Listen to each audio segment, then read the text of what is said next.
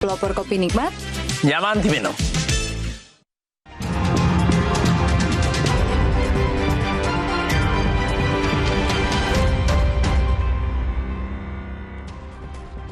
Terima kasih Anda masih bersama kami di Kompas Petang, saya Cynthia Rompas. Saudara Menteri HAM Natalius Pigai mendorong adanya evaluasi kebijakan soal perizinan dan peredaran senjata api di tanah air. Usulan ini disampaikan menyusul adanya kasus penembakan yang melibatkan penegak hukum. Menurutnya, insiden penembakan yang melibatkan aparat bisa menimbulkan ketakutan di kalangan masyarakat hingga instabilitas negara. Dalam waktu dekat, Menteri HAM Natalius Pigai bakal bersurat kepada Kapolri dan Panglima TNI agar memperketat aturan terkait senjata api.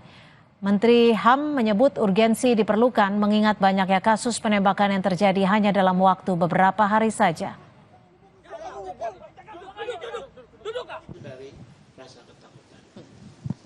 Satu dua hari ini kirim surat ke Panglima TNI dan Kapolri. Mungkin juga ke Perbakin untuk mempertimbangkan masukan dari masyarakat dalam rangka pencegahan. Urgensitas itu salah satunya itu ditunjukkan dengan dalam 1-2 hari terjadi 4 peristiwa atau bahkan lebih. 1 di Jayapura, yang kedua di Bone, yang ketiga di Jalan Tol, yang keempat di Merak Bakauheni. Guru Besar Kriminolog Universitas Indonesia Adrianus Meliala menyatakan kasus penembakan warga sipil oleh oknum aparat tidak bisa digeneralisasi, namun tetap wajib ditangani secara serius. Jumlah oknum yang menyalahgunakan penggunaan senjata api masih sangat kecil jika dibandingkan dengan total populasi aparat penegak hukum, sehingga ia tidak setuju dengan usulan agar senjata api ditarik dari seluruh anggota Polri atau TNI. Saran Kompolnas mengenai evaluasi penggunaan senjata api menurutnya juga sudah dilakukan. Aparat yang hendak menggunakan senjata api sebelumnya melewati serangkaian tes.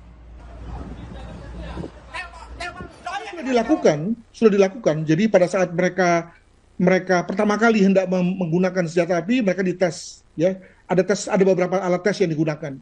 Demikian juga mereka melakukan tes penyegaran, ya, secara berkala. Demikian juga ketika mereka hendak melakukan tugas-tugas khusus, seperti misalnya mau masuk sekolah kedinasan atau mendapatkan tugas ke luar negeri, itu lalu ada tes yang baru, gitu ya. Saya menduga bahwa sebetulnya jumlah anggota Polri dan TNI yang menyalahgunakan senjata yang dipegangnya itu masih jauh dari serius, gitu ya. Nah, maka okelah kita kemudian tangani kasusnya, kita adili oknumnya dan kita obati korbannya.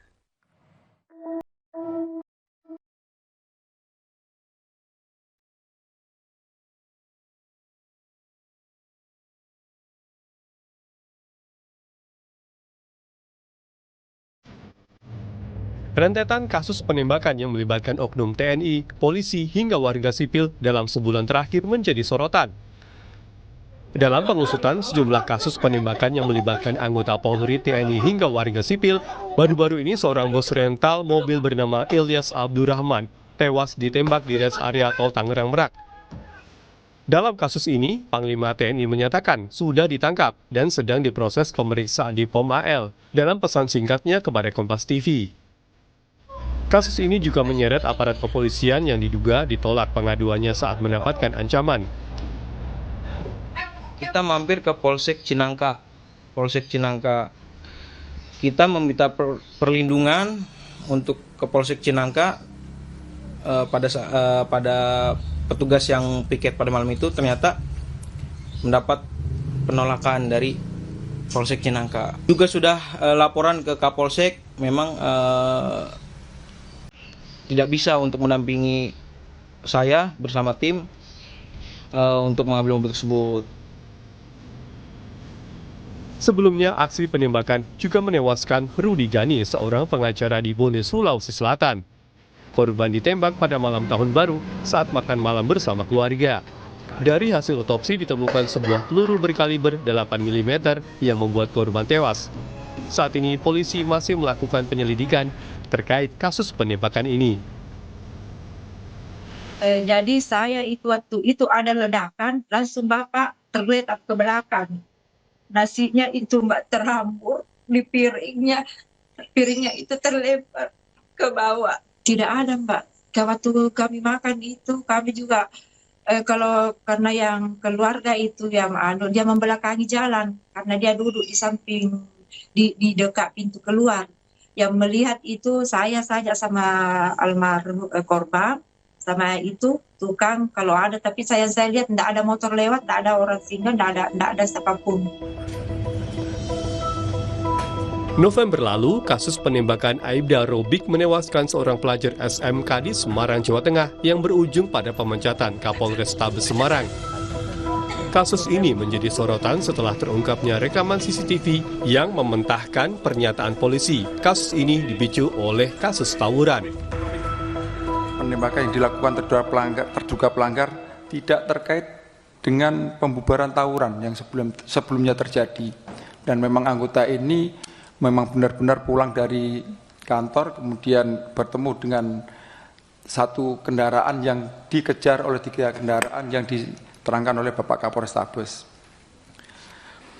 Kemudian motif penembakan yang dilakukan oleh terduga pelanggar dikarenakan pada saat perjalanan pulang ini mendapati satu kendaraan yang dikejar, kemudian memakan jalannya terduga pelanggar. 3 Januari lalu, petugas pelabuhan Bakahuni, Lampung ditodong senjata oleh oknum PNS KSOP Bakahuni yang hendak keluar area pelabuhan tanpa membayar parkir. Saat ini petugas KSOP Bakahuni tersebut telah ditetapkan menjadi tersangka. Tim Liputan Kompas TV.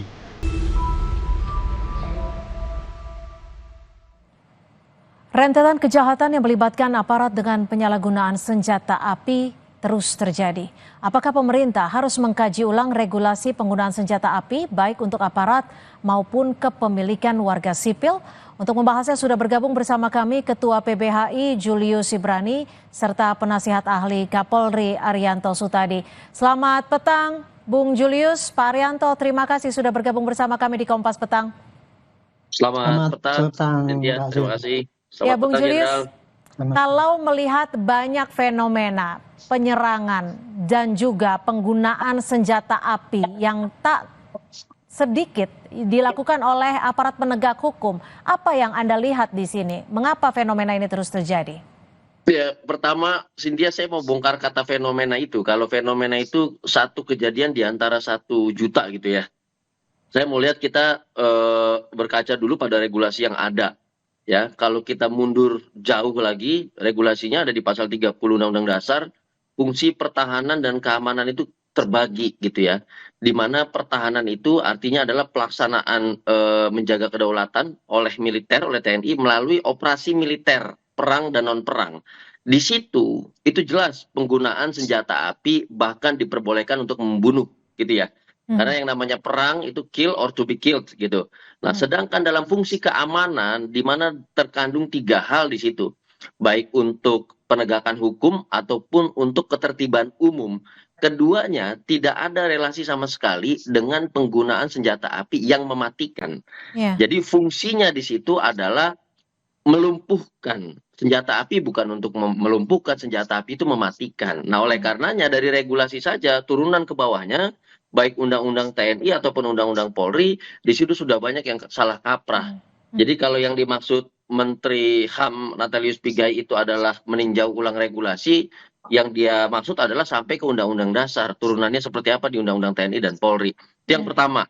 Yang kedua adalah artinya titik kuncinya di sini adalah semua fungsional. Fungsional yang ada kaitannya dengan penggunaan senjata api itu harus fungsional yang dilihat dari pasal 30 tadi. Kalau dia memang fungsinya pertahanan untuk kill or to be killed, dia butuh senjata api. Kalau fungsinya adalah keamanan yang tidak ada kaitannya dengan perang, kill or to be killed, maka nggak perlu. Tadi seperti penegakan hukum dan ketertiban umum. Nah, yang kami lihat adalah penggunaan senjata api meskipun sudah ada regulasinya. Kalau di Polri gitu ya, ini ada Jenderal Arianto Sutadi di sini, beliau menyusun Perkap nomor 8 tahun 2009, ada standar hak asasi manusianya di situ, lalu ditindaklanjuti ada Perkap nomor 1 tahun 2022 juga tentang senjata api, izin dan jenis dan segala macamnya. Di situ kita lihat masih menempel pada personal gitu ya. Jadi kalau tadi Prof Adrianus Meliala bilang sudah ada mekanisme pendaftaran, evaluasi, kemudian monitor. Nah, yang salah adalah dia bukan menempel pada fungsional, dia Ya. menempel pada personal. Makanya kita lihat ketika dia tidak bertugas, ketika dia tidak menjalankan fungsi, senpi itu ada di badannya. Sehingga penggunaan senpi itu berpijak pada kondisi psikologis si personal, Oke. bukan kondisi fungsional. Nah, ini bukan fenomena karena regulasinya begitu. Jadi kita tidak bongkar, kita jangan bilang ini fenomena. Artinya seperti seorang anak balita kita kasih pisau yang sangat tajam. Jadi ketika dia diberikan senjata dengan pendekatan personal, maka potensi untuk mengancam dirinya sendiri itu sudah ada. Oke. Potensi mengancam orang lain juga sangat ada. Jadi ini bukan fenomena. Sebelum ngapa-ngapain aja kita udah ngeri, kita udah takut sih dia. Karena kondisinya seperti itu. Ya. Nah, faktor lain adalah, mari kita lihat yang tadi dijelaskan Prof. Adrianus. Ketika dia menempel pada personal, apakah personalnya 24 jam bisa diawasi? Tidak. Apakah personalnya secara 24 jam bisa dimonitoring oleh komandannya? Tentu tidak. Baik. Apakah kemudian ada alat yang dipasangkan pada dirinya seperti body camera dan segala macam untuk memastikan penggunaan itu sesuai dengan fungsi? Tidak ada juga. Artinya potensi untuk terjadi penyalahgunaan itu Saya langsung sangat ke kecil. Pak Arianto kalau gitu. Pak Arianto, tapi kalau kayak begini apa sebenarnya yang perlu dilakukan? Karena sudah dibilang monitoring. Ini juga berkaitan dengan psikologis dan personal pengguna ataupun pembawa senjata api tersebut.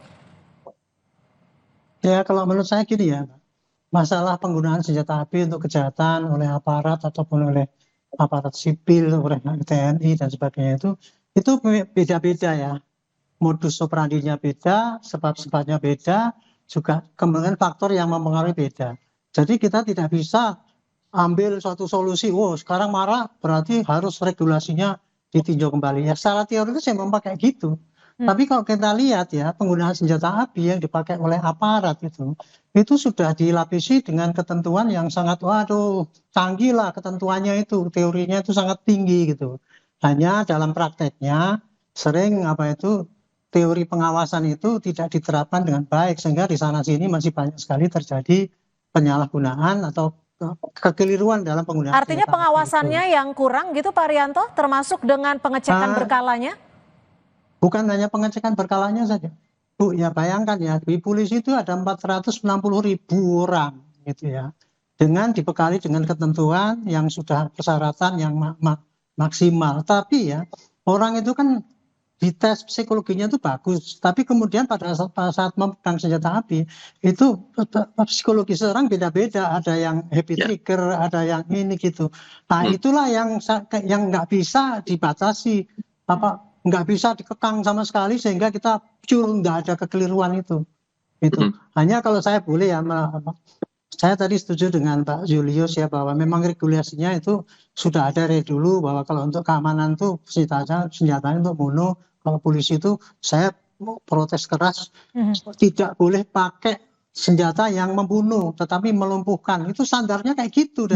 Tetapi kan sampai sekarang kan itu kita udah berapa tahun reformasi. Sistem senjata yang dipakai polisi masih tetap aja sama Pak sekarang. Semua senjata api yang dipakai oleh yang di lapangan, di penjagaan, orang baru tamat 6 bulan nggak ngerti apa-apa dikasih senjataan, nah itu nggak, senjatanya celakanya senjata pembunuh semua, Bu. Sehingga kalau dia kalau dia nembak nggak sengaja apapun, harusnya tidak menembak.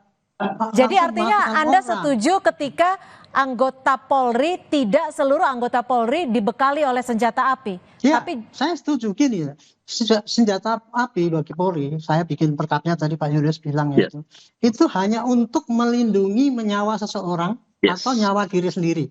Kalau terancam suatu kematian, itu senjata api yang dipakai oleh polisi. Nah sampai sekarang kan enggak semua. Saya 50 tahun jadi polisi enggak pernah tuh saya menggunakan senjata api karena untuk melindungi orang, itu enggak pernah. Makanya yang paling baik ya untuk mengurangi, kalau untuk polisi ya, ya itu harus dibatasi, senjatanya diganti semua totalnya diganti senjata. Kalau Mas Julius, Bung Julius setuju dengan hal itu? Iya jelas. Jadi tadi kan saya katakan bahwa fungsinya adalah melindungi nyawa di Perkap 8 tahun 2009 gitu ya. Artinya dia bukan untuk membunuh mematikan ya. Makanya kalau kemarin saya sempat tengok di beberapa negara Eropa, alatnya itu bukan alat membunuh. Dia seperti electric taser, seperti pepper spray dan segala macam. Paling tinggi itu adalah peluru karet ya yang tidak bisa mematikan. Nah, itu justru jelas fungsinya adalah memang untuk melumpuhkan. Dalam hal-hal tertentu, ada crowded yang menggunakan senjata api, ada gerombolan yang menggunakan senjata api. Ini bukan hanya bisa mengancam nyawa, ini bisa menggulingkan negara. Nah, disitulah fungsi militer baru turun gitu loh. Kalau untuk penegakan hukum dan keamanan, ketertiban umum itu nggak bisa menggunakan senjata yang mematikan atau membunuh. Pilihannya tadi, dia ganti alatnya, lalu dia pasangkan alat pengawasan seperti body kamera dan yang lain. Kalau saya pikir soal latihan-latihan rutin dan psikologis, itu dalam keadaan mereka tidak memegang senjata. Tadi Jenderal Arianto sudah menjelaskan, ketika megang senjata, psikologisnya udah beda. Akan berbeda. Itu teorinya banyak sekali, teori antropologi budayanya, teori sosiologi budayanya, makanya logo-logo kerajaan zaman dulu tuh semua logonya senjata. Makanya foto-foto raja tuh pasti ketika dia megang senjata. Karena senjata itu adalah simbol kekuatan dan kekuasaan. Nah, ini yang bahaya gitu. Ketika dia unarmed, maka dia menjadi manusia biasa lagi. Nah, itu yang perlu dipertimbangkan dalam regulasi dan implementasi. Jadi saya setuju sekali. Memang tidak boleh ada fungsi keamanan dan ketertiban dalam kerangka tugas-tugas Polri yang menggunakan senjata api yang mematikan. Oke, Pak Arianto, selain mengevaluasi siapa-siapa saja yang akan dibekali senjata api, apalagi yang harus dibenahi agar penggunaan senjata api ini bisa sesuai istilahnya dengan fungsinya? Kalau saya bukan itu, Bu. Nomor satu, ganti sistem senjata yang ada di polisi itu. Semua ditarik yang senjata api itu jangan dikasihkan lagi kepada Saran Anda diganti dengan senjata api jenis apa, Pak Arianto? Bukan senjata api, senjata yang melumpuhkan. Senjata apinya tetap sama, tetapi pelurunya bukan peluru tajam, peluru karet, peluru pembius, peluru cerat dan sebagainya itu harusnya totalnya gitu kalau mau menghindari yang terjadi. Barulah nanti kalau pengawasan itu sudah dilaksanakan dari dulu. Mau masuk pendidikan sudah diseleksi, mau pegang senjata sudah diseleksi, mau berangkat dinas sudah diseleksi. Tapi kenyataannya di lapangan nggak bisa dikendalikan. Kalau usaha yang dipegang itu senjata mematikan, ya dia cuma kaget aja biasa membunuh orang. Bayangkan kalau dikasih senjata yang hanya melumpuhkan, walaupun dia mabok menembak-nembak kemana-mana kan risikonya kan nggak ada. Saya kira itu aja, Bu. Sekarang itu nggak usah terlalu banyak diskusi ya. Ganti total dengan sistem senjata yang melumpuh. Itu sudah selesai urusannya itu dengan HAM itu tadi, dengan Pak Natalius Pigai itu. Baik, terima kasih penasihat ahli Kapolri Pak Arianto Sutadi dan juga Ketua PBHI Bung Julius Ibrani. Terima kasih untuk perspektifnya sore hari ini. Selamat sore. Terima kasih, sama-sama. Terima kasih, Jenderal. Saudara, informasi lainnya di Kompas Petang akan kami hadirkan selepas jeda, diantaranya akhir libur Nataru. Pelabuhan Laurentius Sai Maumere Sika NTT membludak. Sejumlah pemudik terlihat berdesakan berebut naik kapal.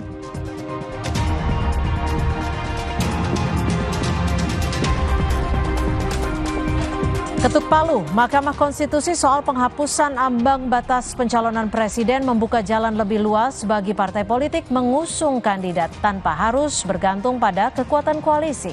Sekaligus menandai babak baru demokrasi. Selengkapnya dalam catatan Kompas TV usai jeda.